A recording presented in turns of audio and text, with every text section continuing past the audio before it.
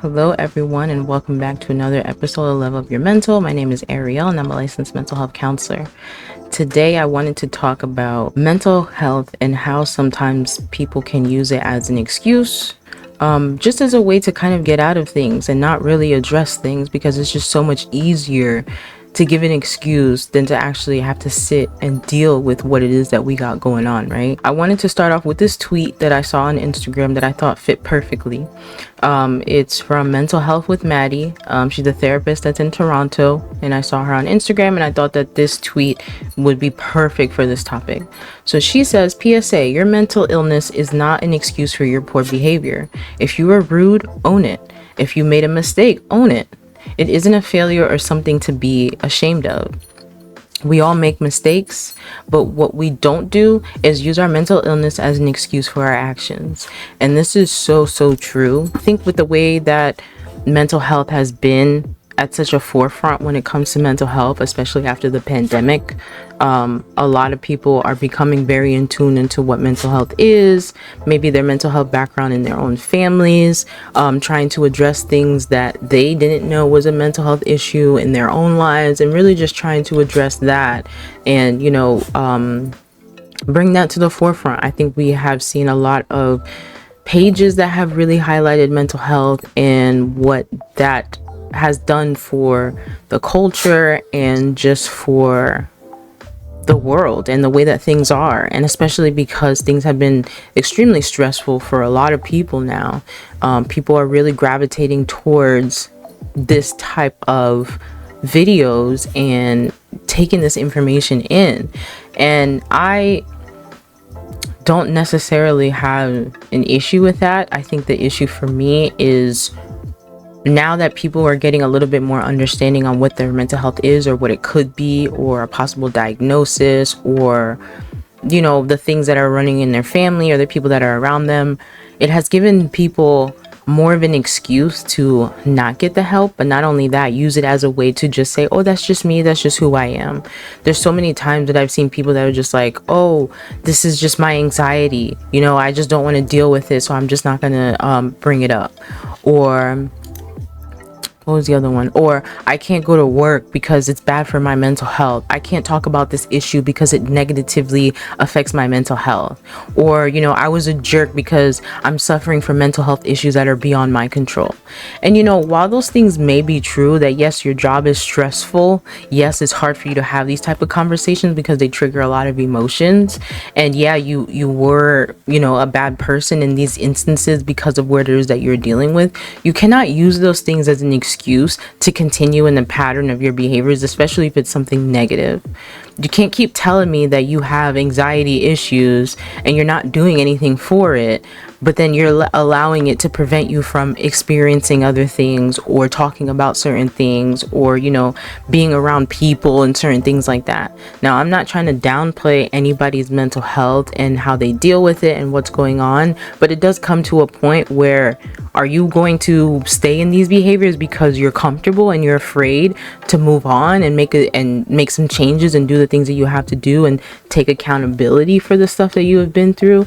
And maybe it might not be something that was something you directly did. It could be from our families, especially for myself, who had family that's from a Caribbean background, who never talk about mental health, don't address those things, don't talk about emotions. Of course, yeah, I can put the blame on them and just say I'm a heartless person because we, never address this stuff. I could easily do that, but then what is the point of that? How do you build relationships? How do you experience things if you just continue to use those things as an excuse? And nobody's gonna say that getting out of these mental health issues or getting better with them is an easy task. It's not, right? You have to address things that you've probably, made mistakes in. You have to take accountability for the people you might have hurt, apologize, or whatever the case may be. But I think that that's where the real struggle comes for a lot of people, is that it's hard for them to take accountability because they would rather just put the blame on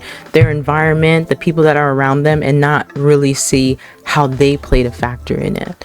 And I think that that plays a big part. It's like I would rather just stay in my shell and be comfortable where I am and still complain at the same time than to actually go and address it and be uncomfortable for a little bit and take the accountability, even if it was for something small. Not addressing your mental health doesn't make it any better. And it also tends to push away or not really expand the relationships that you're in, because you're only really just giving me the surface level. You don't want to go anything past that because you're afraid, or you don't want to deal with these emotions because it's too much for you. And I think people also tend to forget too, as human beings, we're supposed to experience emotions. It doesn't matter if you're a man or a woman. It doesn't matter if you're a celebrity. It doesn't matter, if you're somebody with a high stress job, if you're a person that works a regular 9 to 5. It doesn't matter who you are. As a human being, we all have emotions. Now, some people might experience emotions stronger than others. Other people might be able to deal with their emotions better than other people. But at the end of the day, we all have emotions. And if you don't learn how to recognize those emotions and be able to address them and manage them so that you can build relationships and take accountability and do the things that you need to do, you're going to be stuck where you are. And hey, if you want to be where you are because that's what you're comfortable with, that's fine. But at the same time, I don't want to hear every time somebody speaks with you, or every time you come to therapy, or whatever it is that you're doing, that you're making an excuse when you can logically try and figure out something to make it work. It might not be something that's going to work today. It might take some time, but at least you're working towards it, right? So in the excuse that I said, as far as I can't go to work because it's bad for my mental health, well, what are you doing in order to address that? Maybe you can't leave your job. In the state of the world that it is now, things are expensive. It's hard to find jobs. You don't want to leave and have to deal with that. Okay, so how are you dealing with how your job is affecting your mental health? Is it a matter of maybe you need to change shifts? Is it a matter of you need to learn boundaries at your job? Is it a matter of, you've gotten too close with coworkers, they feel like they can do whatever they want, and so that's affecting your mental health? Maybe you need to pull back and really just go to work and do what you need to do and go home. There's going to be times where you can't keep running away from the things that are causing you struggles. There's going to be times where you can't use those things that you have been through 10 plus years ago as an excuse. It's not fair. There are other people that have been through things that are worse, and they're working towards it and they're doing what they need to do. Now, of course, when it comes to working on your mental health, that's all on your time and what works best for you. But again, the more that you wait and the more that you prolong it, the worse it's going to get. And you're going to keep lashing out to people, and things are going to become triggering, and it's just not going to be healthy. And when you get to the point that you work through therapy and, you do whatever it is that you need to do to get to a place of healing and to be able to find peace within yourself, it is such a rewarding thing, because a lot of stuff doesn't bother you as much. It kind of rolls over your shoulder. And I'm not saying that you're not going to get mad, you're not going to be triggered. Of course, those things are still going to happen to you because you're a human being, but you learn to address them more in a positive manner. If I get into an argument with someone, I'm not going to be sitting here going back and forth with you and arguing. That's not who I am today. I'm not doing that. It's a waste of energy. It doesn't make any sense. If you want to have a civil conversation and we talk about things and we work it out, that's fine. But I'm not going to go bat for bat with someone and ready to fight someone. Why? What's the point? If anything, it leads you down a worse road. And where does that usually get you? There just comes a point where your mental health should be used as a reason for you to just do bad things. You can't just say that, because of my trauma that, I am a bad boyfriend, because I was never given that in my life. My father never showed me how to be a good man and how to treat women.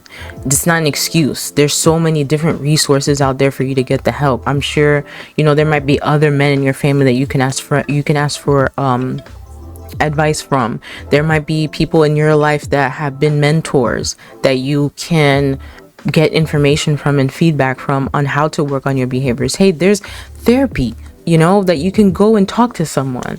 I think we're slowly getting to that point that therapy is definitely becoming normalized. There is some people that, are a little bit hesitant, and I completely get that, but I don't want to hear the excuses anymore.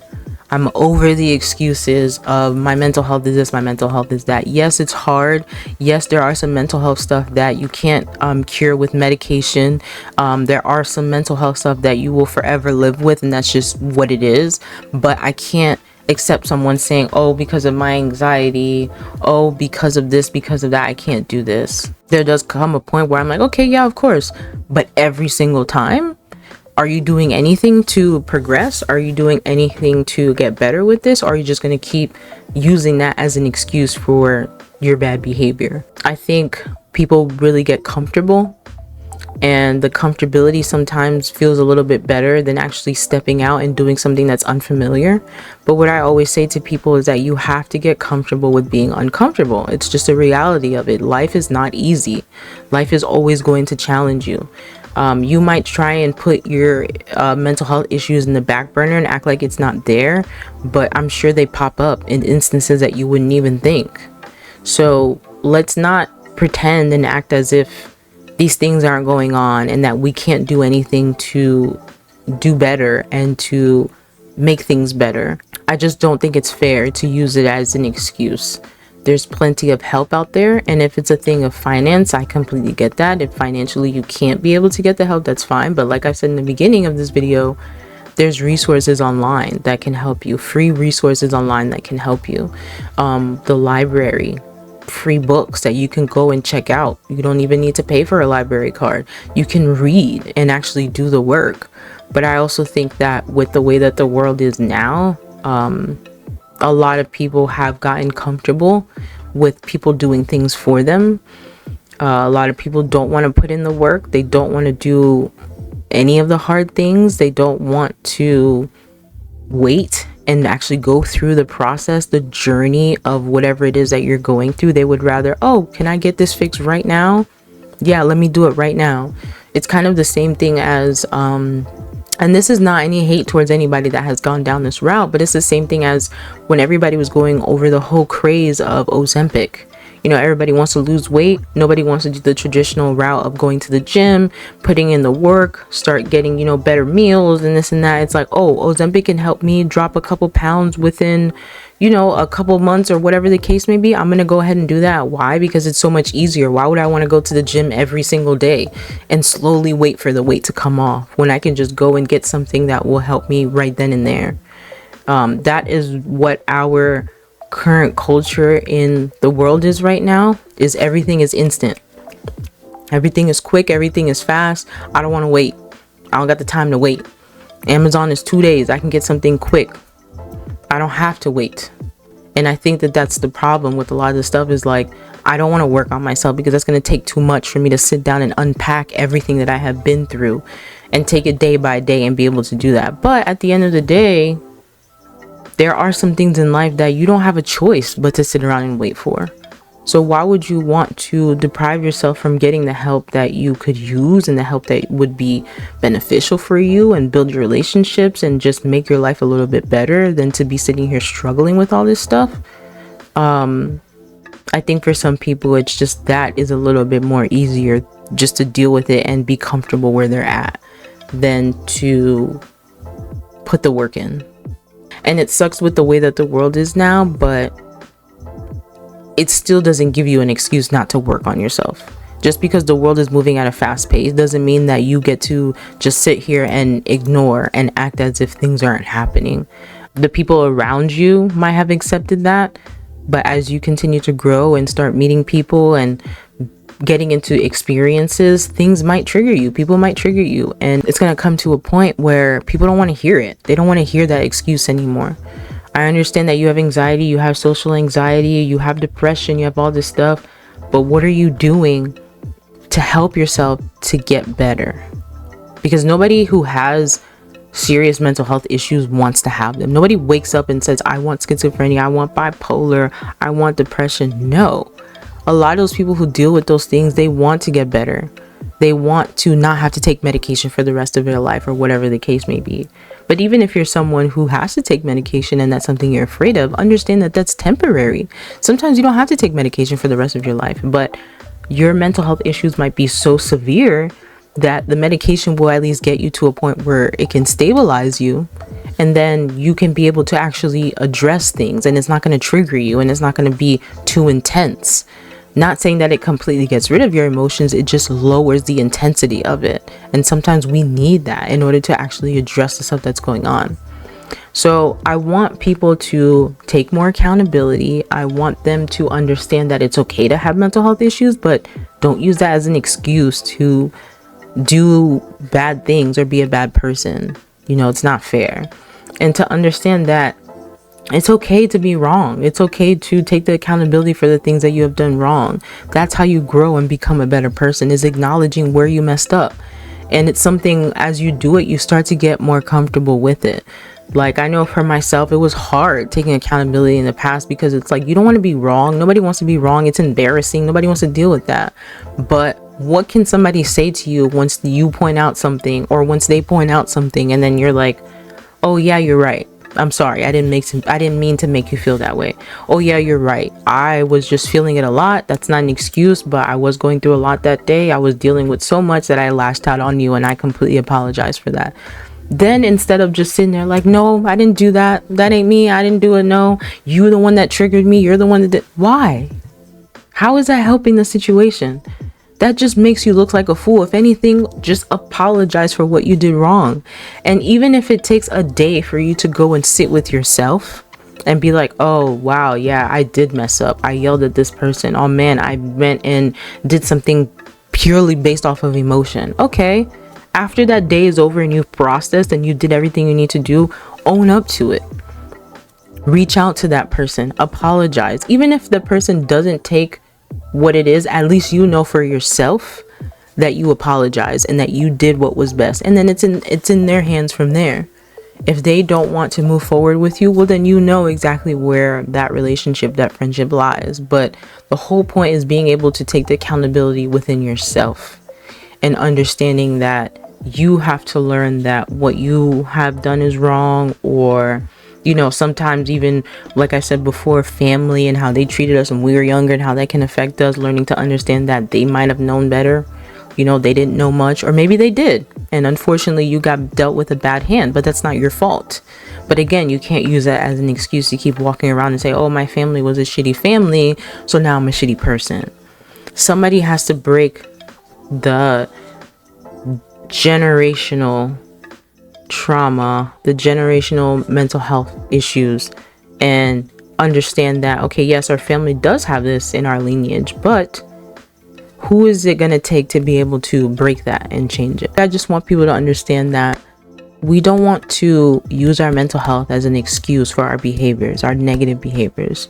There's plenty of help out there. It's all on your timing, but please don't get too comfortable with being in a space that you know that you could rise above from and get better. There's so many resources. There's so many different supports.